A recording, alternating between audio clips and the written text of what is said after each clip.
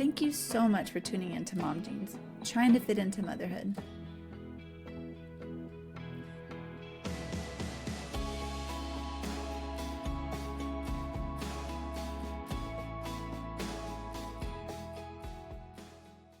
Welcome to Mom Jeans, the podcast.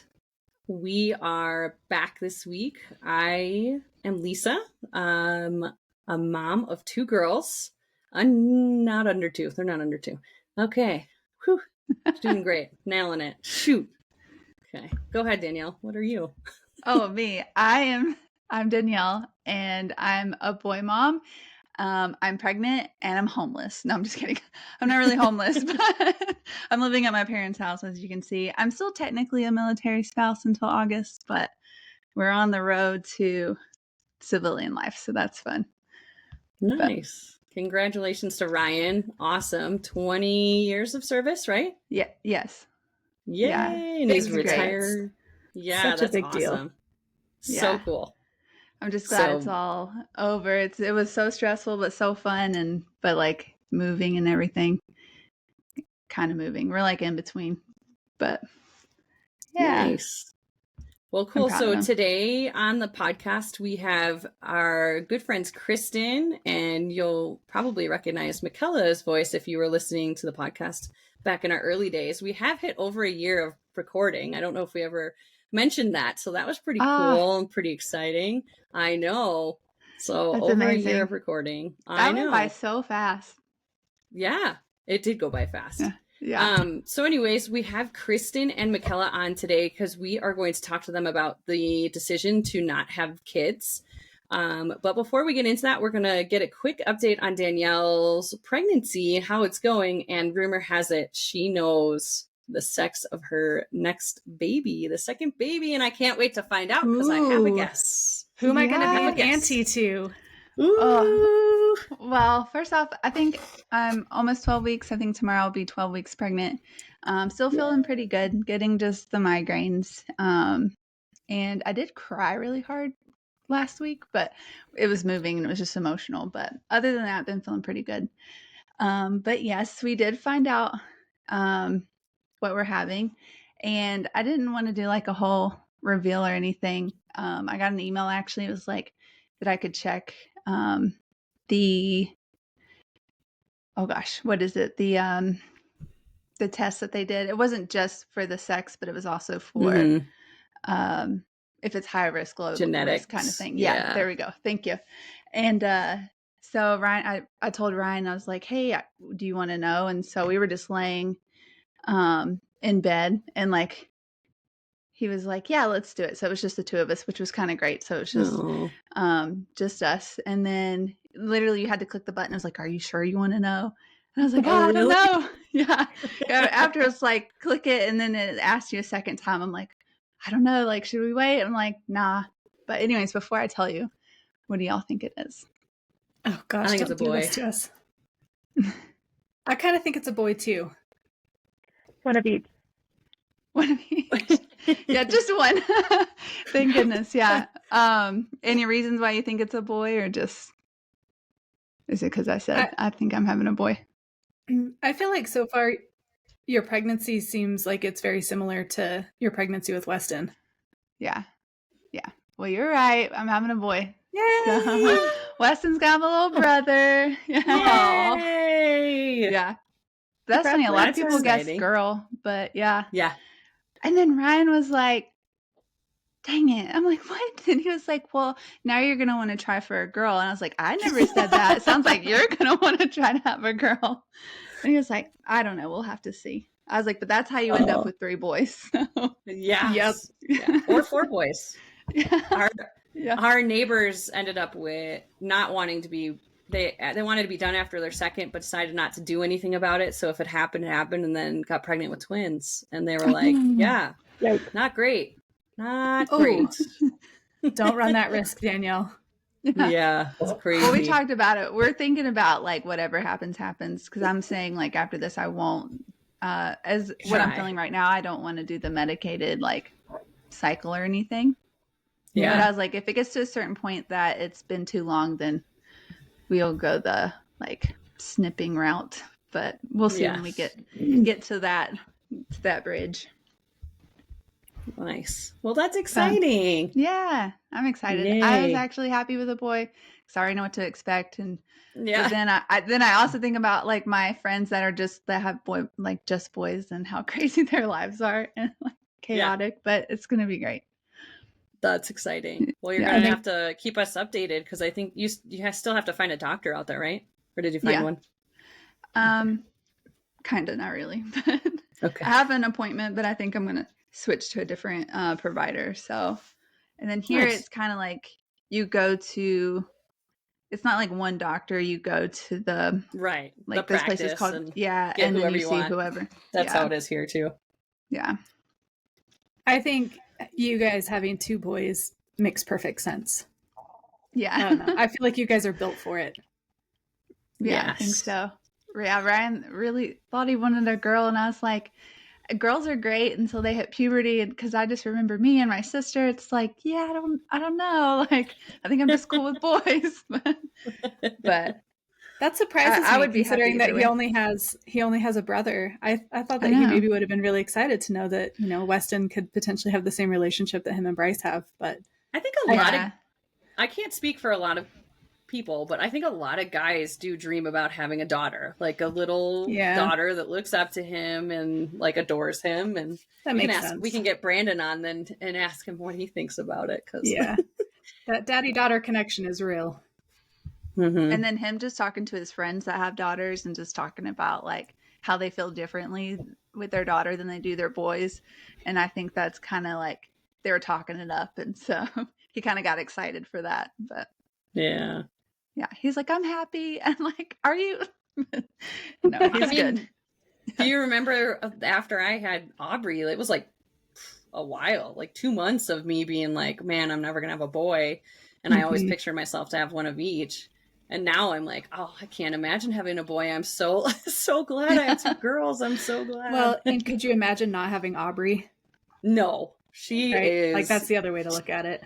They're totally different kids. And it's so fun to do, to be with. We had a Mickella date last week with the girls. So Mickella came out with us downtown and she picked all the places we were going to go. It was awesome. And Hannah just adored her. She adores Mickella, Miss Kella. No. She talks about her all the time. It's really sweet. So yeah. I adore her. Well, I'm excited for you. Yeah, I'm excited too. Thank Congratulations. Thank you. All right. Well, let's jump into it. So this is, it's always interesting to me because there was a time in my life where I did not picture having kids. And then when I met Brandon, it kind of like, we both kind of shifted our opinions on having kids and wanted to have kids together. And when I wasn't thinking I was going to have kids, I kind of toyed with the idea of like, okay, if I hit 35 and I don't have kids, maybe I'll have kids by myself, which now thinking about it is like wild to think that people do this by themselves. I can't imagine, but it's weird. It's weird to have gone back and forth of like, oh, I won't have kids, but I'll be able to do everything I want to ever do in the world and nobody's going to hold me back. And then also like thinking about, people talking to you about kids and, oh, you don't know that love until you have it. And I find it so interesting when people clearly have that decision of, I don't want to have kids. And I think it's such it's so awesome to have clarity in anything in life because I'm a wishy-washy person sometimes. So I'm fascinated by the decision and I want to hear what all went into the factors of you guys deciding, how long it took you to decide. Did you always think you weren't going to have kids or have kids, one way or the other?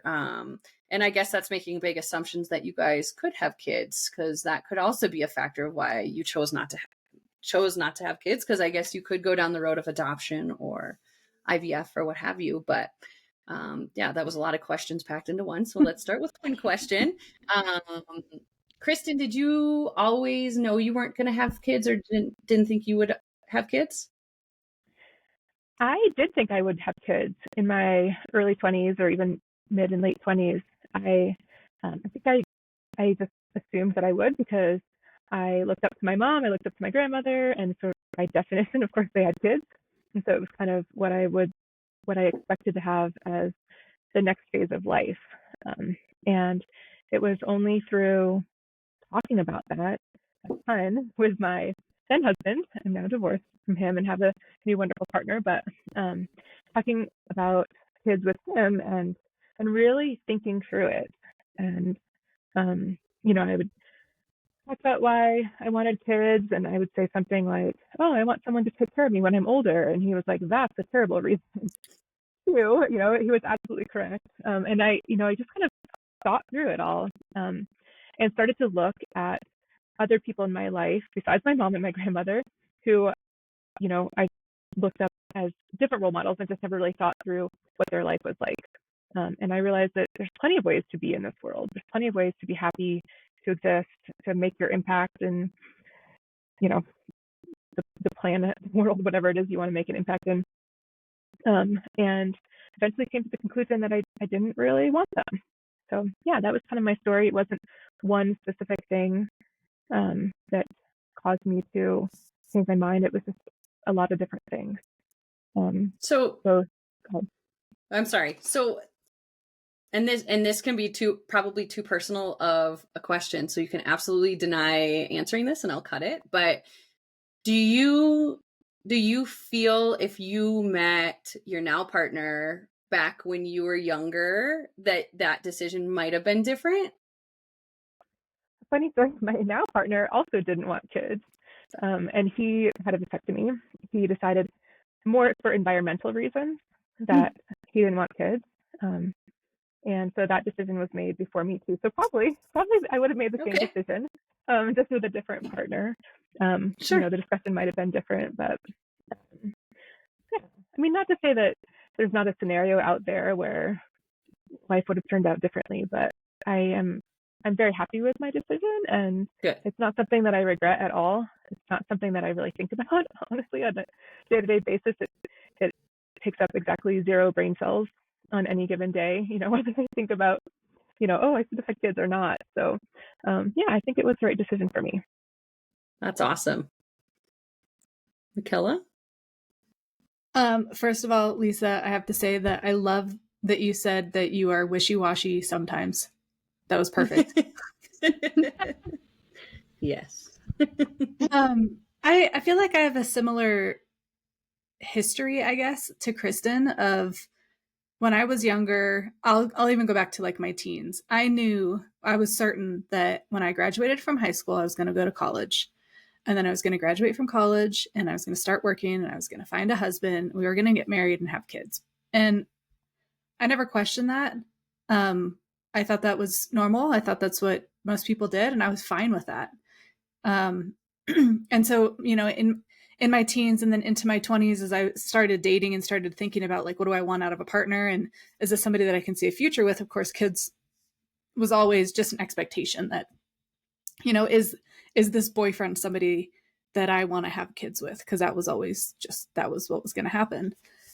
And I had dated guys before my husband that had we stuck together, we probably would have had kids because I knew that they really wanted it. And at that point in my life, I was, I guess, on board to have kids. I didn't question it, I guess, really is what it came down to. But flash forward a few years and I meet my now husband, and I'm trying to remember if he had strong opinions about it when we first started dating. And I don't think he did. I think by the time we started dating, we were like mid-20s. We were both really trying to make a name for ourselves in our careers and figure out what we wanted to do. And so kids was kind of not off the table, but it just wasn't a priority. And so we would constantly check in with each other like, hey, this is a big topic. And obviously this relationship is going somewhere. So, we need to make sure that we're on the same page about this kid thing, or at least talk about it. And so it's one of those conversation topics that we would bring up every few months or, twice a year, maybe. And I feel like every single time one of us would bring it up, both of our responses were like, maybe not. We'll see. And I think we're both very okay with that. But I got to a point where I decided I personally don't want to have kids past a certain age. And I was approaching that age. And so it became more of a, okay, let's actually shit or get off the pot here. Let's make a decision, and we need to be okay with it. And it got to the point where we just kind of both decided, no, that's not the path that we want to go down. If it happened, we would be having kids. But if it was up to us, we had decided no. And I think one thing that really worked for me, or that was really eye-opening for me, is I did sort of a mental exercise to say, okay, what would scare me more tomorrow? To find out that I was pregnant, or to find out that I had no chance of having kids? I could never have my own kids. And that was a very easy question for me to answer. I immediately thought, if I found out tomorrow that I couldn't have kids, I'm sure part of me would be kind of bummed, but the other part of me would be like, okay, my decision's made. But if I found out tomorrow that I was pregnant, I think I would have a full-on panic attack. So that was a pretty eye-opening moment for me. And in talking with my husband, he kind of felt like, I think we're good. I think we'd be fine to not have kids. So that's kind of how our journey brought us to where we are today. So I have 2 points to make really quickly. One being, I think the hardest part for me when you guys would tell me like, oh, we're not going to have kids. But if we have a kid, we already have the name picked out. And I'm like, how does that work? Like, how do we get there? Can you share the name with us? Oh gosh. Oh yeah. So this is silly. And just for the record, we also have like 10 dog names picked out already.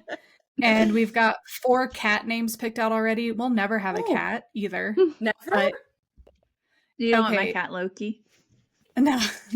Side tangent. Bryce has decided for both of us that if we get a cat, he gets a motorcycle. Oh. That's not something I've ever agreed to, and I don't see how that's remotely fair. But that is the decision that he has made for our family. He really dislikes cats? He says he really dislikes cats, but that's another story for another day. I don't know. Danielle, how did he do with Loki? He did okay. Yeah. Loki's kind of cuddly now. Yeah. He used to not be. But he still says, he says he hates cats. He does say he hates cats. And then we go over to my mom's house, and the first thing he does is pick up the cat. So anyway, the name that we had that we would have probably chosen for a boy or a girl is Remy for her first name. When we lived in Washington, we would go to a AAA hockey league, if you will. I don't know what it's called for hockey. That's terrible. We had season tickets for like 4 years. Anyway, our favorite player, his name was Remy. And so that's where that name came from. So that name came during the time that it was still a maybe for us to have kids. And so we just really liked the name Remy. Middle name would have been a debate. If we were to have a boy, Bryce was set on the middle name being Theophilus. Yep. Remy Theophilus. So I don't know. You can put that in whatever column you think is appropriate for reasons to or to not have a kid. But to me, it's that would have been a really hard fight for me, and I don't know if I would want to do that to a kid. So yeah, Remy Theophilus. If anybody steals it, just let me know. Let me know how that kid's life turns out. Give her credit. Yes. So my next question is, Danielle, I know you had some opinions when you found out that Bryce and Mickella decided not to have kids. Yeah, well, I kept them to myself, obviously. No, I'm just kidding. But obviously, I was very happy. I looked at her and I was like, I'm glad that you guys like made this decision and you don't like have to stress about it. And, that's awesome that you could come to this conclusion. But also then I told her, I was like, but listen, when you first told me that, I had like a physical response, like emotional. Well, one, I was upset because Ryan knew for months. He's like, oh yeah, I thought I told you. I'm like, no. So I found out. And we had been drinking, so of course I'm a little emotional. But I got all teary-eyed and like lump in my throat, and I was just like, I'm really happy for you guys, but then I was like, I'm also sad, you know, that Weston won't really have like cousins. And she's like, how often do you hang out with your cousins? I'm like, okay, I get that. Touche. I do have one really good cousin, Brittany, who like I talk to at least like once a week. But it just kind of made me sad, but totally get it. And obviously it's not my decision, and it's I don't know. I don't know why I felt that way, I guess cuz it's pretty permanent, but also like I'm happy for you guys, if that makes sense. Can I be sad and happy at the same time? That's kind of how I felt. But I think so. yeah. Yeah. But yeah. I don't know, just because, I mean, I know that everyone has told you this before, and it's not helpful when people say this, but you guys would be great parents, but you're like a great aunt and uncle. And so that's awesome. And you do, like you said, you get to spend all the time with the kids, but then you get to send them home after and then, have your peace and quiet. So I get and it. A clean house. Yeah. What? That's true. What's that like? Right.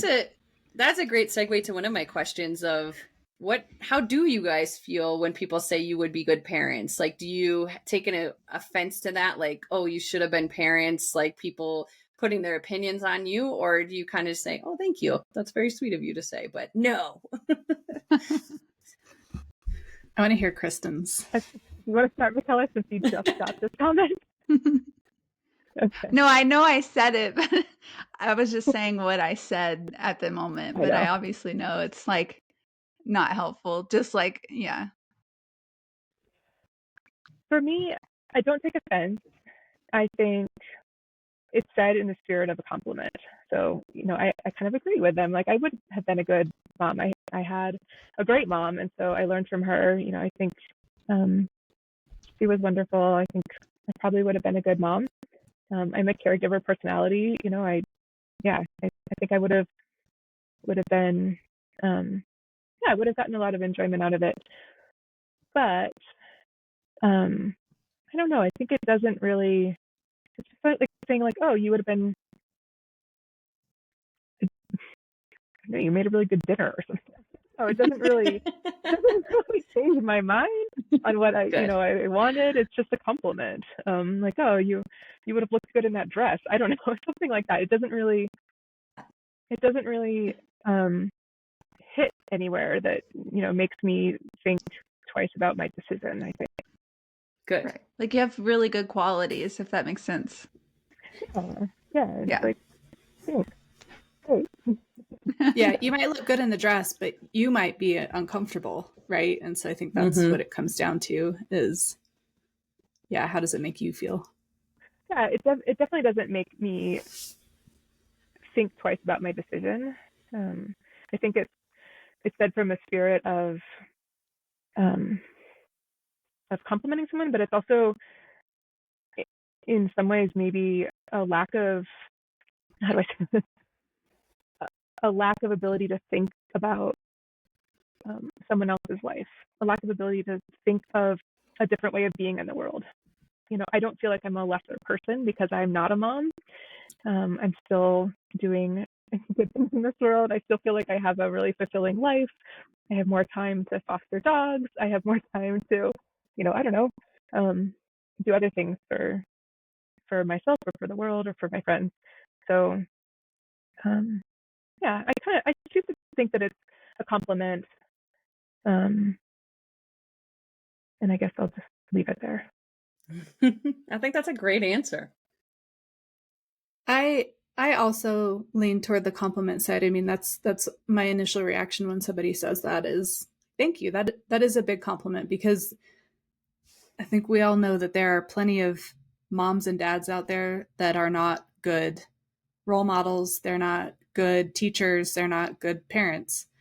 And so for somebody to say, like, you have those qualities that you could raise a proper human being, because I think at the end of the day, that's what people are trying to say, right? I definitely think that that's a compliment. However, I have more than once felt like it was sort of a backhanded compliment of like, you and Bryce would make really great parents, and because you've made the decision to not have kids, you're bad people for that, for not using that quality, for not using that potential skill, for not giving a child that experience to have you guys as parents.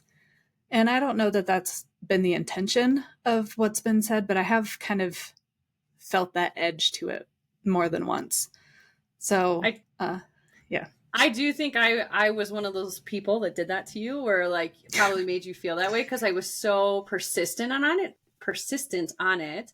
And after I had Hannah, I think I told you that there was an Instagram that came up and was like, I just want people to be in misery with me as I go through being a mother, and that's not the right reason. And I think it's been super helpful to be friends with, of the 7 girls in our group, 4 of you don't have kids. And it's been awesome for me as a mom that wants to still have a life outside of my kids, because you guys, if I text you and say, hey, anybody up for a drink tonight? You're like, hell yeah. Like I can do that. Whereas like the mom friends are like, oh God, I got to ask my husband. And, this one's sick today. And this one's really clingy to me. And da, da, da, da. And I'm like, right in the middle of bath time.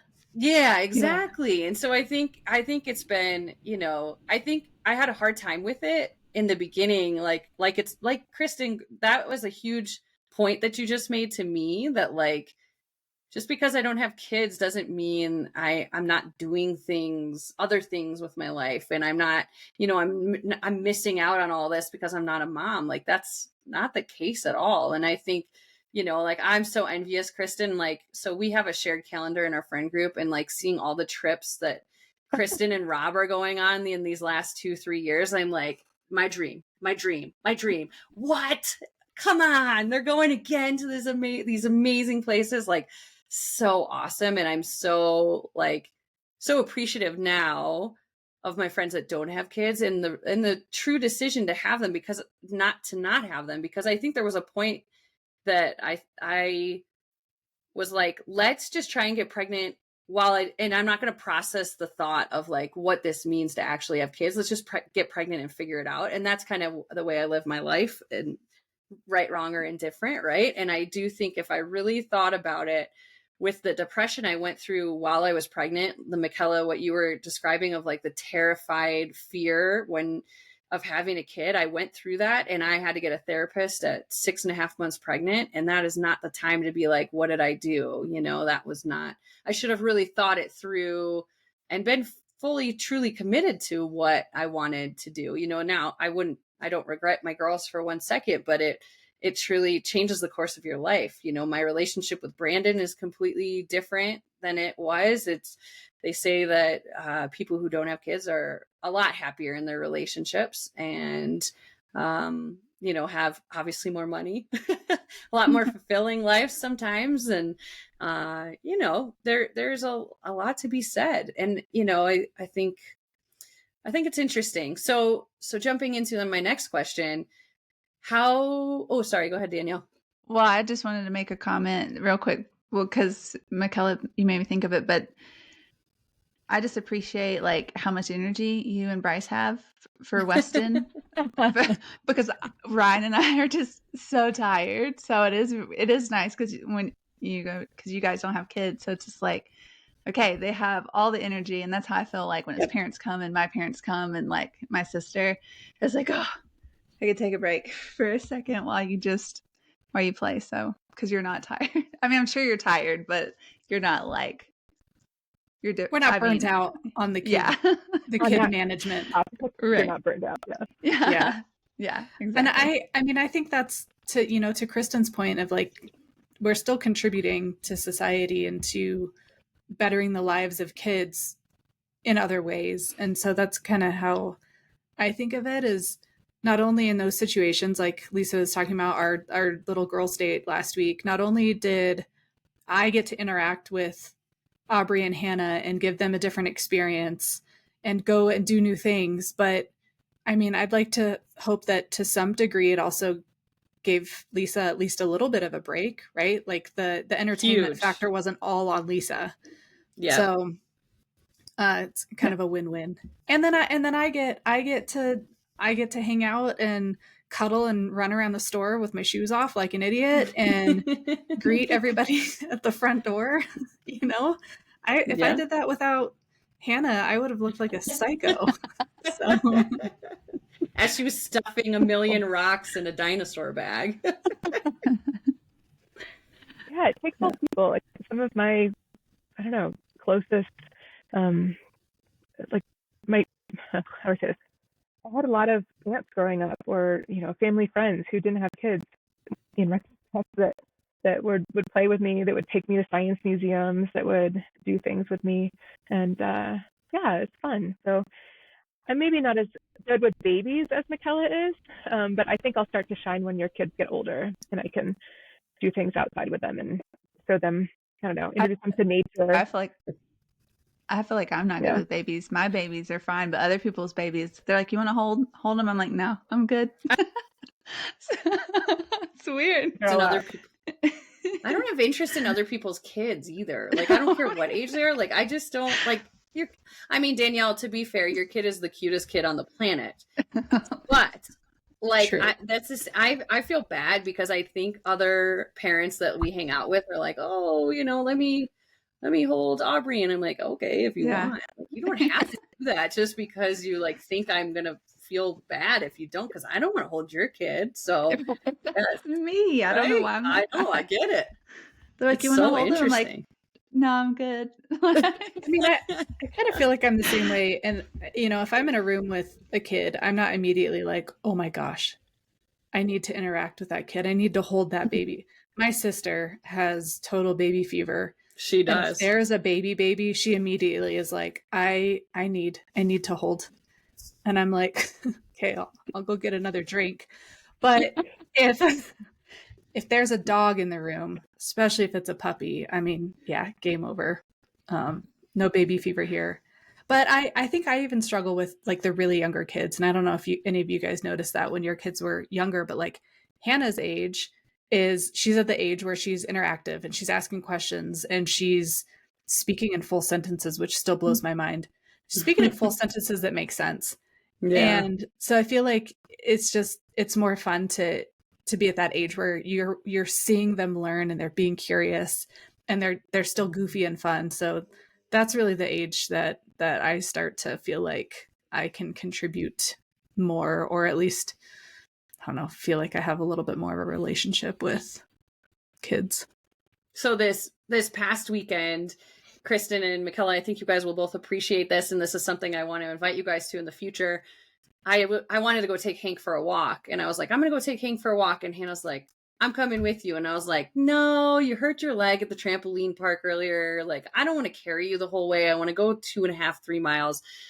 And she's like, I'm coming with you. And I was like, okay, fine. I'll take you with me. And sure enough, like 5 seconds into the walk, she's like, you carry me. I'm like, I'm not carrying you. She's like, my leg hurts. I'm like, oh my gosh. So then I was like, all right, you know what? Like at that point, it was like 1:00, and it's always like, by the time you get to afternoon, you're like, what time's bedtime? Just get me to bedtime. This has been a rough day. It already feels like it's midnight. So I was like, you know what? I'm going to just let her do whatever she wants. So we like came upon like a bike ramp or something. And she's like, wanted to explore it. So she got a stick and she started pushing the dirt around. And like, she's like, finding things in there. She's asking me all these questions about these rocks she's finding. And I'm like, not a care in the world. I'm just going to sit and let her take as much time as she wants in the woods, because I'm in the woods and that's my happy place. And if that makes her happy, maybe she'll want to keep going and she'll want to be my hiking buddy one day. Right. But I was like, I feel like as long as you guys are patient, because she moves at her own pace, but Kristen, she loves bugs. Kristen sent us an amazing video this morning. Was that this morning?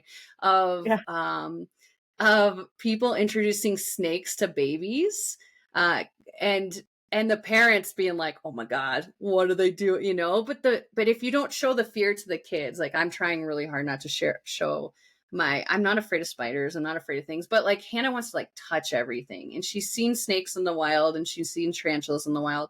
And she went to go pet a snake one time. And I was like, okay, I don't know anything about snakes up here because we don't see snakes as much, obviously, as down in the valley. And I was like, and some like 4 or 5 year old kid goes, he has a black head. It means he's poisonous. And I was like, oh shoot, like we got to get away from it. And I was like, I'm going to go pet it. I'm going to go pet it. I was like, Han, how do you feel when people pick you up or touch you when you don't like it? She's like, not good. And I was like, so let's not do that to the snake. But I didn't want to show her like, oh my gosh, I'm scared. Like and I think that's such a fun that's a great thing way to handle it. It's such a fun thing that Kristen, so Kristen's passed. She is, well, I don't know describe it. I was going to say a bug master. I'm an ecologist, or used to be an ecologist, but I studied bugs, frogs, monkeys, all different types of birds, but insects mostly.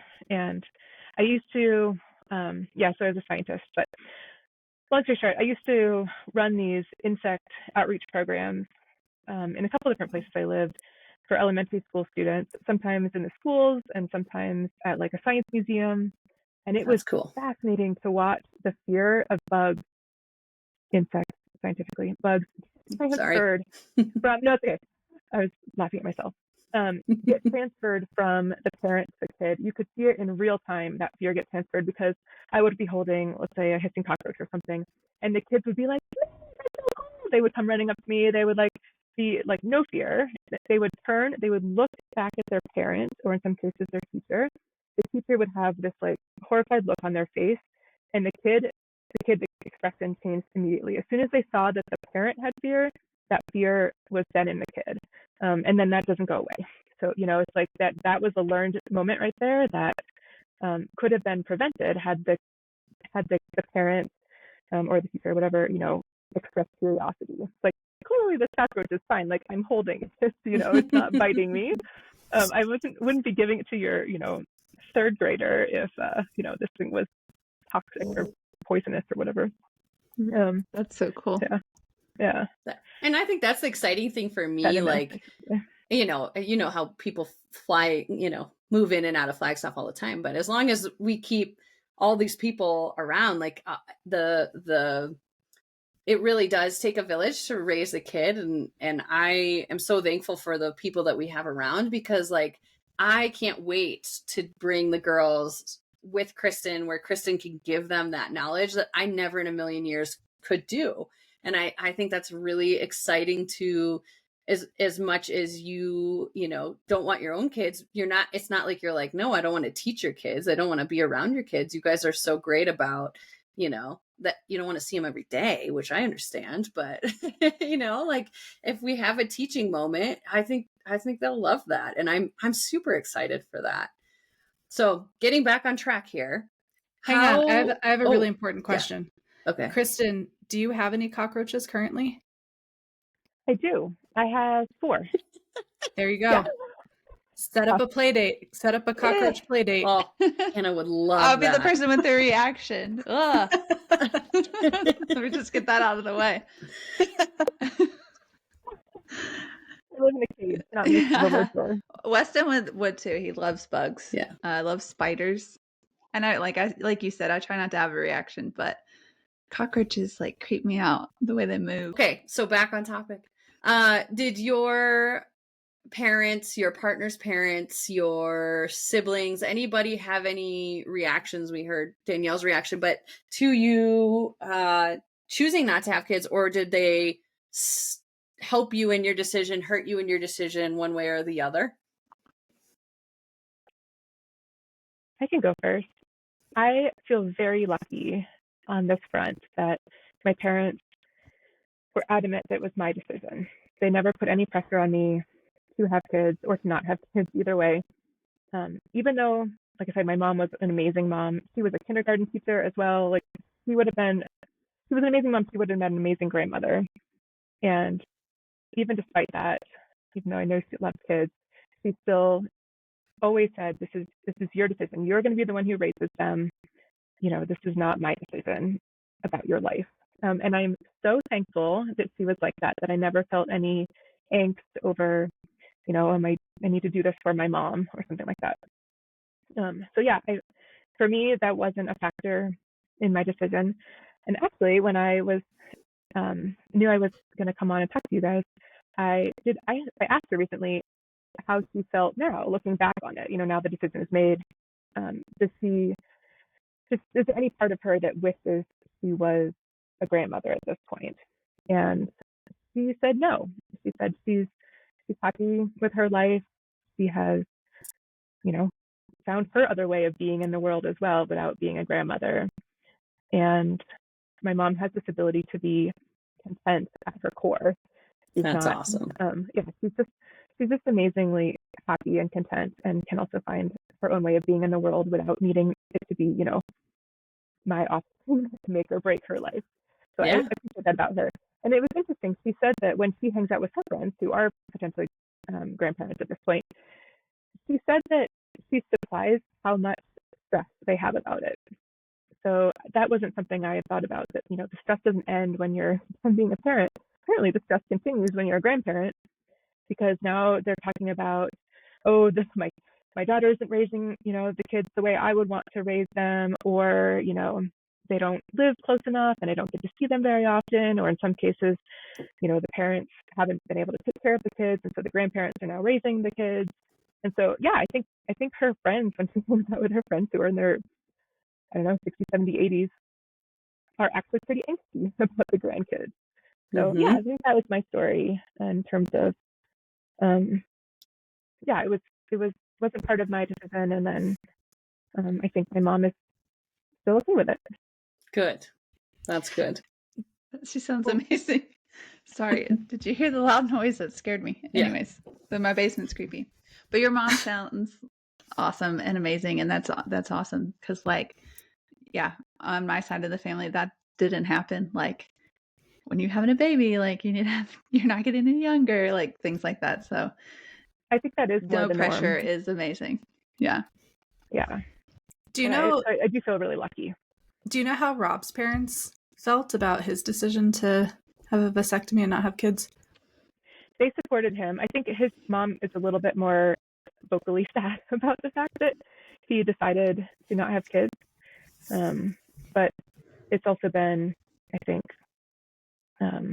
she's also been supportive. That decision was made a little bit before me, but right. I think there have been a couple more comments on his front that, could have been nice to have a grandkid. Yeah. I will say from the in-law standpoint, and just as a reminder for everybody, Danielle is my sister-in-law. Yes. Our husbands are brothers. So yes. I was almost at our brothers or husbands. I almost right. I don't even know what I almost said, but it was going to be really wrong. I think I got it right. Yeah, you got it right. My husband is anyway. We have the same in-laws, and they really are. They're truly incredible. And I actually don't know that they ever came out and asked us when we were going to have kids, or if we were going to have kids. I think they always just kind of were like, Bryce and Mickella are going to do what Bryce and Mickella want. We're going to support them however they need to be supported. And that's pretty much going to be it. So, I think if we were to ask them, really, truly, how do you guys feel about it? I have no doubt that they'd say, well, it's kind of a bummer. We think you guys would have made great parents, but we totally get it. So, zero pressure from that side of things. I think my dad's kind of the same way of, he's never said, my dad's not a very emotional or touchy-feely guy. So when I told him, Bryce got a vasectomy and we've decided not to have kids, he was just kind of like, oh, well, that's too bad. And I think that was probably about the end of that. I actually think he turned it into a political conversation somehow about, I know, shocking, about my generation not having enough kids and that it's going to destroy the planet somehow. Anyway, my mom, on the other hand, who I am very close with, has strong opinions, and she, like you, Danielle, she had a very visceral, a very physical reaction to it. And we had told her leading up to Bryce having a vasectomy that we had made that decision. We decided we didn't have kids. Bryce is probably going to get a vasectomy, blah, blah, blah. And when she found out that he actually had it done, she lost it. She just started bawling, and that was horrible because I felt guilty about a decision that me and my husband made about our future. She knew that that was the path that we were planning to go down, but I think her just hearing those words and knowing like, oh, they really are not going to change their mind at this point, I think really hit her hard. And we had a conversation about it because to me, it made me feel guilty when it should not have, but it also made me feel like she didn't think that we had really made our mind up. Like she was just waiting for us to change our minds. So that didn't feel good for me either, but we've moved past that. It's all good. I think that there's still maybe some hope in the back of her mind that she'll never tell me that his vasectomy will become reversed. Yeah. But and as far as your question, Lisa, about families influencing the decision to or to not have kids, when I think of why, like the reasons why Bryce and I decided not to have kids, I can't point to any one thing. And I think I said this really early on in the podcast when I was talking about the decision not to have kids.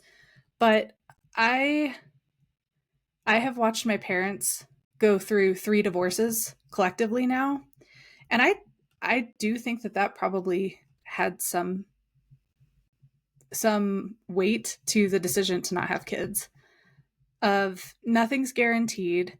I don't want to put kids through that. I don't want to have to deal with that. You know, if Bryce and I were to decide to not be together anymore, I wouldn't want to have kids in the mix of that. So, not that I'm planning on that, but going through it as much as I have, I mean, it's a reality for me. It's not like a what if that could happen to some people. So I do think that probably played into it a little bit. I don't think that that's the decision.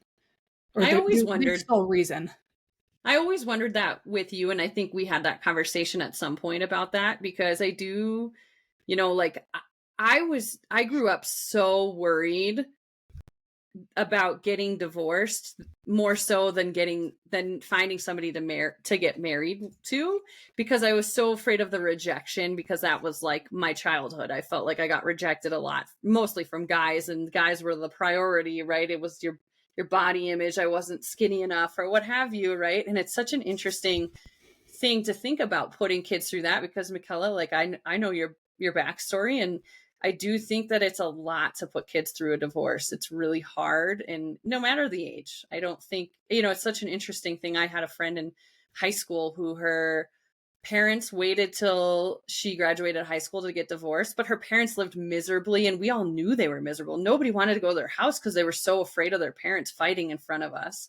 And the day she graduated, they filed for divorce. The day she graduated. Wow. I will say crazy. I am glad my parents didn't wait. Yeah. I am glad that, you know, my mom made that decision for herself. And when I think it was 9-ish when, I think it was 7 when they filed for divorce, 9 when it was finalized. That's how nasty it was. It took 2 years for this divorce to get finalized. And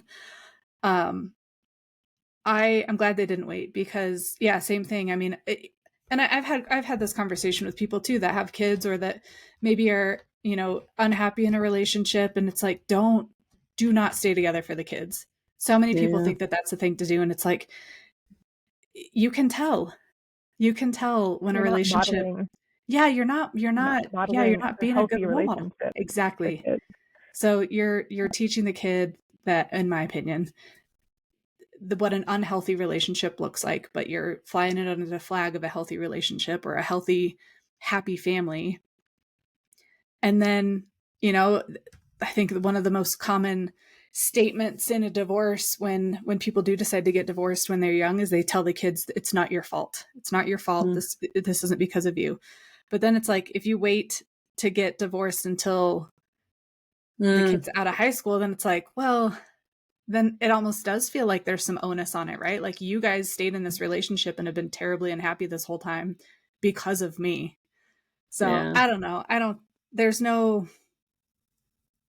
pretty way to have a divorce. Although I have seen some people that have done it very gracefully and that have done it with the best intentions of kids and have actually been civil with each other. That was not my experience. But Right. Like can't happen. My friend who lives in Phoenix, I'm not going to say her name, but it'd be cool if she wanted to come on the podcast, because she did get divorced. But she's like they co-parent so well. They even like during Halloween, they would still get together and like do family like costumes until their son was like, "You guys don't have to dress up with me anymore." But like they just do it so well. They'll like FaceTime each other and talk about what their son did, and then they have a dog too that they had when they were married, and it just goes with her son back That's and forth. awesome. Yeah, so I was like, you need to write a book on how to co-parent, how to, like, before the divorce might have not been the best, but like after, they're both like so happy and just they get along so well. It's like it's amazing. I think that's the only two people I've seen that co-parent like really, really well. So I've seen a couple other people, but it is definitely a rarity. But yeah, like that would be a really good book of how to divorce gracefully and co-parent well. Right. Yeah. I think it'd be interesting. Like it'd be hard for me to not be able to see the girls every day. Like I think I would struggle with that. So I think it would be very, hopefully nothing I ever have to experience, but you know, you never know. You just never know. Mickella, I'm curious, did your sister have anything to say about it? About what part? Yeah, not having kids. Yes. I think she doesn't love the decision either. I mean, I think, my sister and I are also very close. And I think growing up, we always had this idea that we would both have kids around the same age, and our kids would grow up and be the closest cousins and best friends, and that we would raise kids together. And it's obviously not how life turned out. I do think that she's bummed about it, but I think that she lived with Bryce and I for like 4 years. And so I think she got to know our relationship better than probably anybody else on the planet. And so I think that she had an appreciation for, like, they have talked about this very frequently. Like, this has been an ongoing conversation. The decision to not have kids was not made on a whim.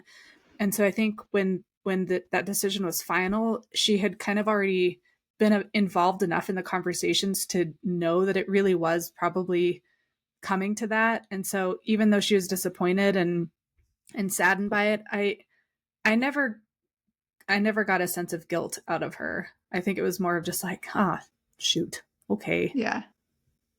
All right. Yeah. It's an interesting thing too. Like my brother and I always talked about having kids, and if I had bad kids, I would send them to him because he was a really bad kid, so he'd know how to parent them.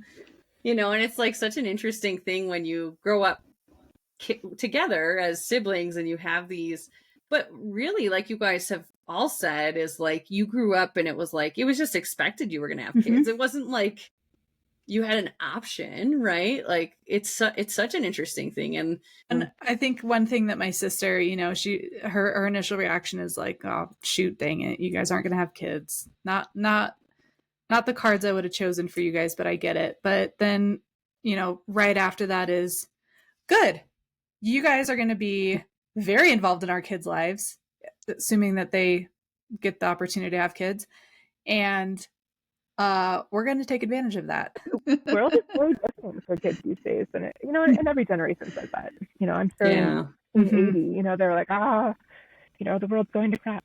But I think that's my grandma always said that the world is so much harder for you guys than it ever was for us. She used to say that to me all the time, and it was like, really, like, why so? And she would say, well, you guys are, women are expected to have jobs now. We were never expected to do that. Like my grandma didn't get her license until she was 35 years old. Wow. And reluctantly got it, right? And so many different examples of why she said that. But I do think it's an interesting thing, the social media thing. Like I just keep hoping that they ban it all before the girls are at the age where they can have it. And, you know, like Brandon and I've talked about it. There's a pledge out there of not giving kids cell phones until they're 10. And then there's another one in not giving it to them until they get to high school.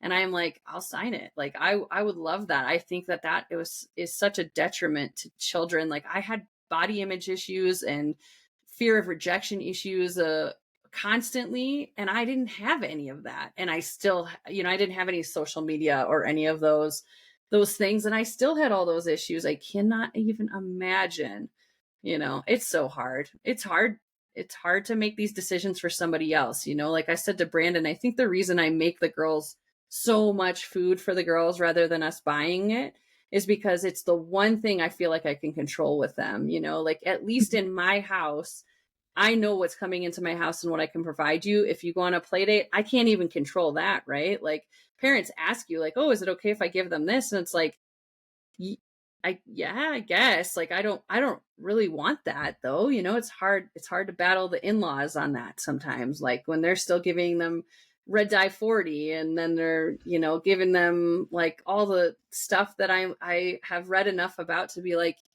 there's question enough to know I'm not willing to put that risk on my child. But I know that older they get, the less control I get over that. And that's really hard. It's a really hard thing that I never thought about before deciding to have kids, of how this was all going to go, right? You don't think about all that. You think, oh, I'm going to have a cute little baby. Didn't realize that. Yeah, exactly. A cute little baby is going to be 3 years old and throwing my own parenting back in my face. And it's like, oh boy, this is asking why, or, you know. Yeah, the why, you know what, the why.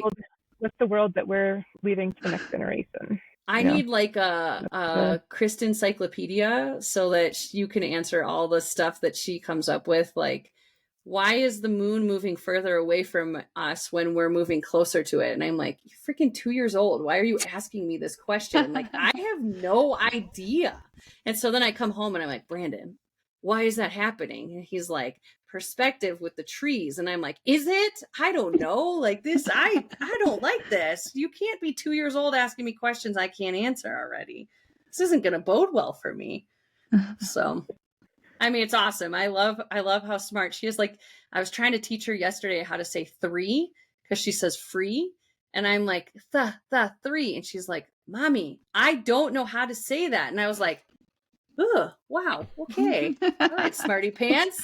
I'll stop. But anyway. Wait. I want to kind of go back to a topic that you brought up right at the beginning, Kristen, about climate being a reason for Rob. I totally get that. And I feel like if you were to ask Bryce why he made the decision to not have kids, I think that's probably the only thing that he would say also. So I'm just kind of curious about like your thoughts on that, or like what does that mean? I think it's even broader than just climate change. It's environmental issues in general. When my mom was born, looked up the statistic recently, there were 2.3 billion people on the planet, and now there are over 8 billion. So just in, you know, her lifespan, like, we've gone from 2.3 to 8 plus, I don't know where it is exactly, 8 plus billion people. I mean, this is like exponential. I mean, this is a ton of, like, literally it's exponential growth. And so, you know, the argument that we're not having enough kids these days doesn't really apply for me. Yeah, I mean, it's like he was an environmental science major, an ecologist and a biologist and a scientist. And so, you know, there's a lot to be said for, we're having an extraordinary impact on the planet. And I don't think,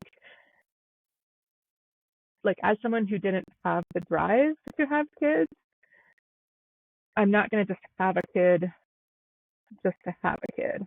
There's people out there who have, like, it's just like this strong desire, I think, to have a child, like the clock is ticking type of feeling. And I mean, those are people who are supposed to have them, but if you're not having that like super, super strong desire, then I think it's okay not to add another few people on the planet. We're certainly impacting climate, we're certainly impacting environment, species are going extinct.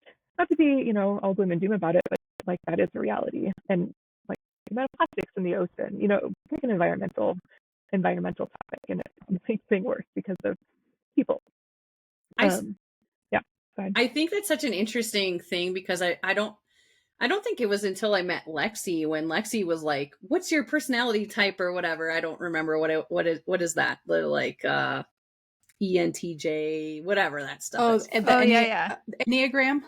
Yes, and she was like, "What are you?" And I was like, I don't know. I'll go, I took it, whatever. And she was like, my it was a different test than that one, but it was something similar. And she was like, my personality type, one of my biggest concerns is the environment. And I will go into spirals about global warming and that kind of stuff. And I'm like, oh, that's not at all what I spiral about. But like, I will say, and I, not to soapbox this at all, but like, I'm really bummed I didn't know about reusable diapers before like literally 2 months ago, because I'm like, man, I put so many diapers into that weight, into like the landfill. It's so terrible, right? We eliminated paper towels from our house like 6 months ago, and Brandon, like the change for Brandon was like, I hate this. This is terrible. I need paper towels. And now we go to my mom's house and he's like, Jan, where's the towel? And she's like, there's a paper towel right there. He's like, no. I don't want a paper towel. Like, can you give me a towel that we can like reuse? And we don't wash them often, the water conservation thing. I understand all of that stuff, right? But we're trying to do the best we can of like, we don't use plastic bags. We don't do any of that kind of stuff. And I know we're just one family and one person, but if I were to keep every single plastic bag that I used to use for an entire year, I cannot even imagine what that would have looked like, right? And I know like that's something that I think is important to me to teach the girls as well, right? Like it's very, very something that I'm very passionate about as well. And I think living where we do makes a big difference. Like I think living in different parts of the country and being around different people, you have different priorities and different thought processes on a lot of that stuff. I certainly think it's an interesting argument when people say we need more kids to backfill and to figure out how we're going to take care of all these people in the world. And I do think that is a valid concern, although AI, I'm sure, will take over and we'll be fine. And by that point, we'll be having a pill every day as our food instead of actually consuming who needs food. people when we have robots? Really? Yeah. So we'll be in the Matrix. There's a footprint calculator out there. Really? Oof. And where you can plug in, I don't know, are you a vegetarian? How often do you fly? Various things, how many miles a week do you drive? And then it'll say like what your footprint is on the planet. And there's like basically nothing you can do that is equivalent to having a child. Like having a child puts you in like the top level, because you're not only having a footprint, you're consuming everything for yourself, but you have just added another being on the planet that is consuming all of that as well. So I don't know, maybe that's an argument or not. That's again, I'm not necessarily saying like don't have children. Like you want children, have children. Like it's too late. If that's important, that's a consideration, right? I remember a couple summers ago, it was really dry. We had no monsoon season, and we made the poor decision to put lawn in our backyard, living in the high desert that we do. And we were getting ready to go out of town or something. We were talking to our neighbor about watering the lawn, and we were talking about how guilty we feel about watering the lawn, 2 or 3 times a week, whatever it was. And she looks at us and she goes, you guys aren't going to have kids. Water the lawn. There's your, you're not even going to use half the amount of water that you would if you had kids. So just water your damn lawn. And it was like, well, I mean, we probably should still be mindful of how much we water. But I had never thought about it that way. But yeah, I thought that was a really interesting take on it. Yeah. Immediately. Weston takes a bath every night. So every night he takes a bath. So it's a lot of water. Yeah. Yeah, we should all be so thoughtful of whatever we're doing our impact. But and so it's not an out. Like I'm not just going to go and burn down a rainforest. Because totally like I'm immune. But at the same time, like, sometimes I hear the argument that by me not having a child or by people not having children, they're selfish. And I also think that's a silly argument too. That's a very silly argument. I feel like it's selfish to bring a child in the world that you didn't or weren't sure that you even wanted. I think that would be more selfish than deciding not to have kids. And there's selfish people who are moms. There's selfish people who are not moms. Like, I don't know, it's kind of independent in my mind. You can be selfish or not. The being only child-free reason or having a child. The only reason I could justify that statement was if somebody was like, listen, 1 million children need to be born into this country this year. You guys get to choose who get to have those kids. I would say, all right, you good potential moms, let's have you having kids instead of those people that are going to be terrible moms. But this is not the world we live in. So that's like that show. Have you seen that show Silo on Apple TV? They get literally, well, they live in a silo under the ground, but they get lottery for who gets to have kids. And then they'll take out their birth control. And then sometimes they would pretend to take out their birth control and like not. And they would be trying and they're like, oh, it's just not happening for us. But really it's the higher ups were deciding who got to have kids and who didn't. Anyway, so this made me think of that whole spiral, but it's a pretty good show. Thankfully, that's not the world we live in. No, that would be so scary. I mean, no, I don't mean it like not that. Here, like not here. I wouldn't mind there being like an aptitude test for having children. I think that would be fair. I mean, I guess that's not fair to say, like, because you were born into what you were born into, and there's not really much you can control. But there are certain people out there that unfortunately don't treat their children very well, and that makes me very sad. Funny story. I'm going to call it the first date that Kristen and I ever had. I could tell it could get serious. And so I wanted to have the conversation about kids with her. And I asked her if she and Rob had planned to have kids. And she said no. And I, like in butthead, my immediate response was, okay, good. We can be friends. And I meant that. I meant that in a really nice way because I had this history of making friends with women and getting really close with them. And then they have kids and then like, poof, they're gone. And I understand, when you're younger, maybe in your 20s, like it's really hard to figure out how to balance growing a career, being in your 20s and having a kid and a family. Like I understand that something's got to give, right? But that had been my experience and I could tell Kristen and I had the potential to be great friends. And so I didn't want to miss out on that, or I didn't want that to be a potential issue. So I don't know, in hindsight, maybe that was poor taste, but at the very least, it makes for a good story today. It's a great story. I will also admit that Lisa was the first of all of our friends to get pregnant, and I, besides Kristen, am probably closest with Lisa out of all of our friends, and my sister, but she doesn't count. She's my sister. I was worried that Lisa was going to have kids, and then it was like, nope, you're not a mom. Sorry, you just don't get it. Because to your point, Danielle, like you're around moms, and you're like, oh, these are my people, and I can be a mom around them. And it's like, I feel like a lot of women then get around women that are not moms and they're like, oh, you just don't get it. Yeah, and good. I was worried about that happening. No, I don't think you guys do it at all. I don't. Yeah. Okay. But I have definitely been around people that have. And so that had been my experience. I was worried about that with Lisa. And obviously that has not been an issue. And I'm very appreciative of that. But I do think that it has to go both ways, right? Like we'll have game nights where they come over, or we'll have girls' nights with no kids. And I can tell that the moms in the group are trying really hard, and Lisa, you've brought this up before, to not talk about their kids because not all of us there have kids or want kids. And it's like, why?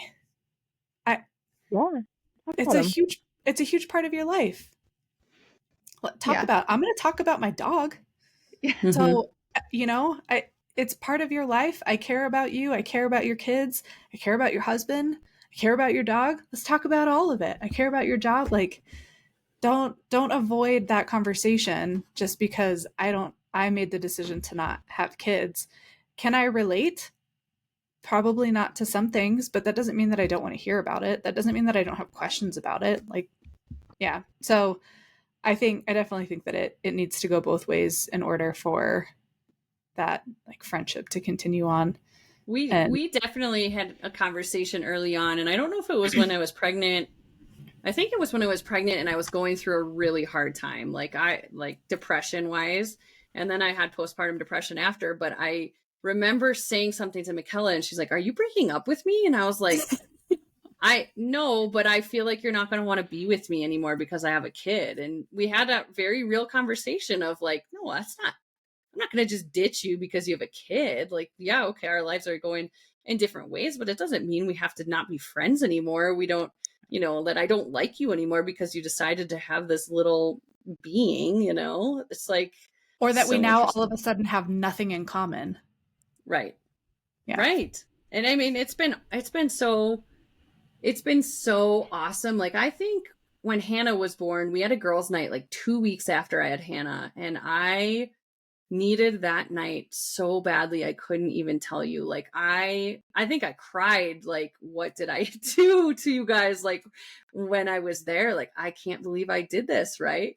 And now, like, it's really fun for me to be like, I'm going out tonight, and Hannah's like, who are you going out with? And I'll be like, oh, I'm gonna go to Mickella's house and I'm gonna see Kristen and all the girls. And she's like, I'm gonna come. And I'm like, yeah, I know, but you can't. And I'm very thankful for that, right? Like, I'm thankful I have my crew, because we've talked about it before. Like, my mom did not have friends when I was growing up because she felt like that was too selfish to have a full-time job and then spend any time away from us when she had a minute away from work. And it was like, I think I would have benefited a lot to see her, because she needed self-esteem that she never had, that I think women could have helped her with, that we couldn't. I mean, we were kids, right? We were just leeching off of her. That's what kids do. And I think that's really challenging when you don't have a crowd that you can send text to. Like, I send random text to you guys all the time, and you're probably like, what is she talking about? But I just need that outlet of like,